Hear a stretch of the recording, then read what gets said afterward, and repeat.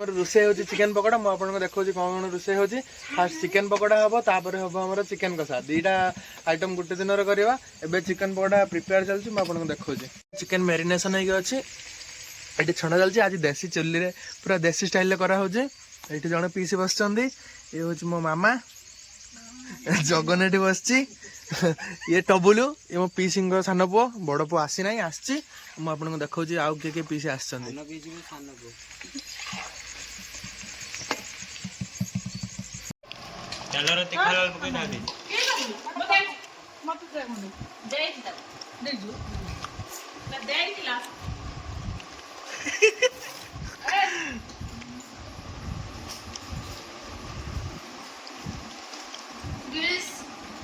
मत कह गोटे कथा चटनीटा कौन है नहीं कौन भाई चटनी नौ चटनी दौन चटनी टी नहीं टेस्ट कर बढ़िया है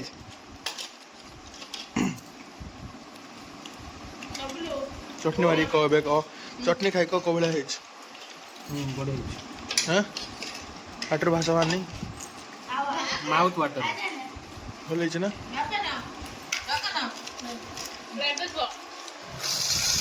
आमको कहीं दौन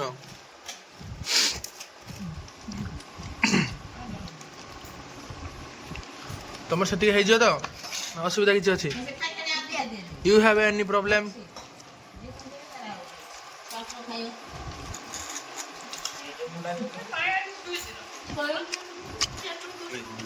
चटनी मत सब मत चटनी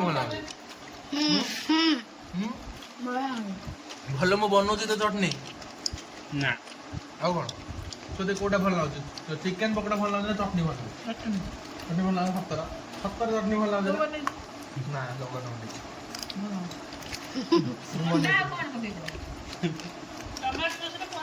आमर सिक्रेट मसला आम जनाऊना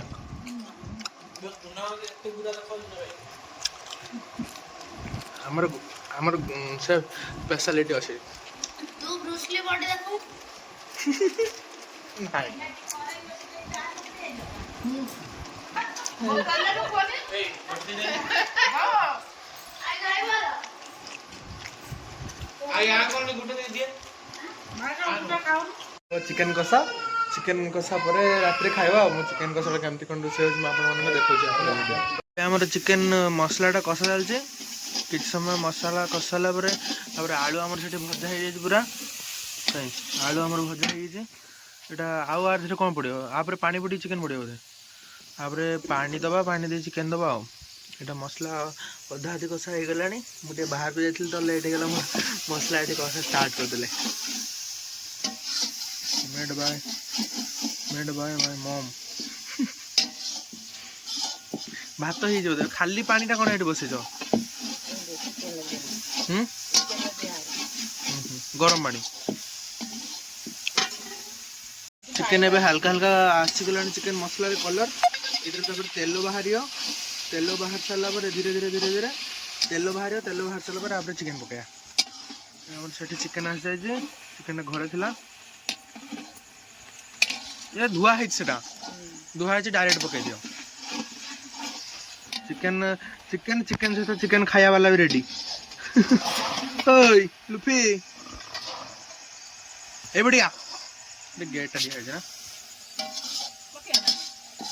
एटा पड़ला काश्मीर चिल्ली ना काश्मीर चिल्ली हेल्ले टिके हल्का टिके कलर हम टिके राग हम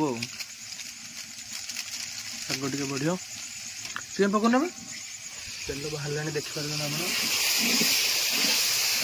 साइड तेल बाहर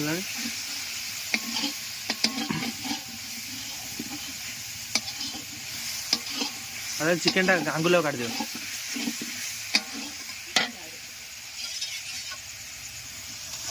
चिकेन पकया पकेवा टाइम हो गला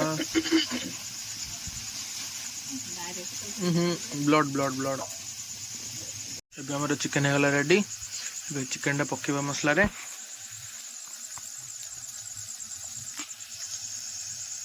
बड़ बड़ पीस कर दीजिए ना कौन ना ठीक अच्छे बेस बड़ बड़ पीस कर दीजिए ना ठीक अच्छे ना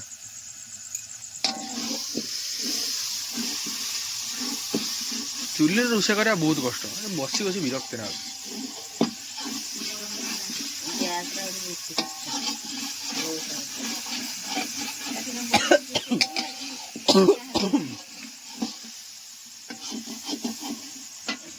ଲାଗିଗଲାଣି ପକା।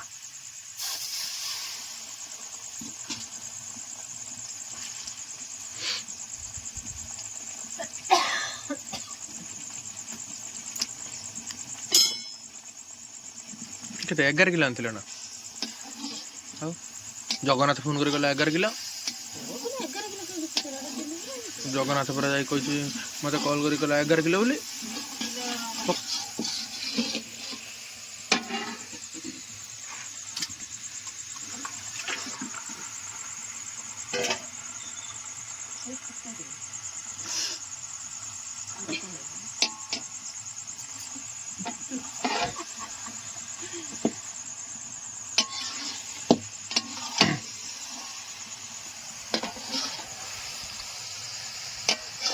ଚିକେନଟା ମସଲା ଭିତରୁ ମସଲାଟା ଚିକେନ ଭିତରୁ ଯାଇତେ କେତେ ସମୟ ଲାଗିବ?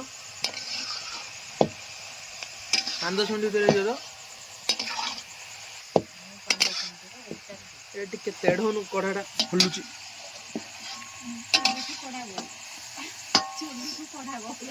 ଚୁଲିଟା ଛୋଟଟେ।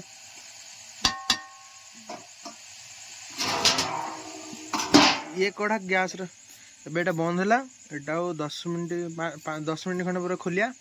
ଖୋଲି ତାପରେ ହାଲକା ହାଲକା ସିଝି ଯାଇଥିବ, ତାପରେ ପାଣି ଦେବା। ଆଉ ଏବେ ଟିକେ କଷା ହାଲକା ଟିକେ ନେଇ ଟେଷ୍ଟଟା କରିଦେବା। ଆଳୁ ଦେବନି, ଖାଲି ଚିକେନ୍।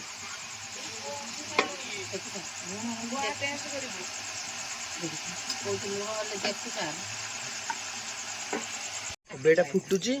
ଏଇଟା ଫୁଟି ସାରିଲା ପରେ ତାପରେ କାଢ଼ି ନେବା। ଆଉ ତ ପାଣି ଦିଆହେବନି, ଏତିକି ପାଣି।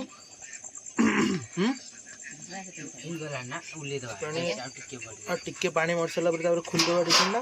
ଚିକେନ ଖୋଲି ତାପରେ ଖାଇବା। ଆଉ ସାଲାଡ଼ ହେଇଗଲାଣି ରେଡ଼ି। କାକୁଡ଼ି ଆଉ ପିଆଜ କଟା ହେଇଛି।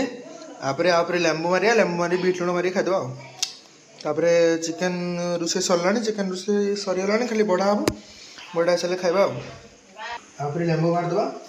ଗୋଟେ ଲେମ୍ବୁରେ ହେଇଯିବ। ଏଇଟା ବହୁତ ପାଣି ଅଛି ଲେମ୍ବୁରେ, ବଡ଼ ଲେମ୍ବୁ ନା, ବହୁତ ପାଣି ଅଛି।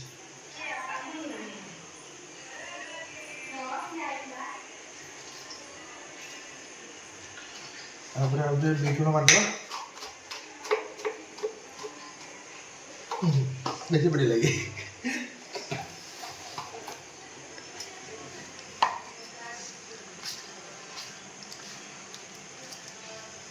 ଝିଅ ପୁରା ଗୋଲ ଗୋଲ ନ କାଟିକି କୁଚୁର କୁଚୁର କରିଦେଇଛି। ତା ଟିକେ ପସନ୍ଦ। ଛୋଟ ଛୋଟ ପସନ୍ଦ ତାର।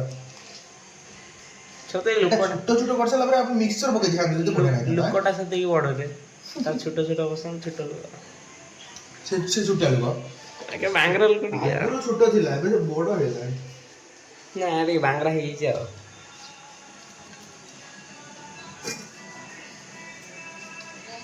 ତାପରେ ତମେ ଲଙ୍କା ଗୁଣ୍ଡ,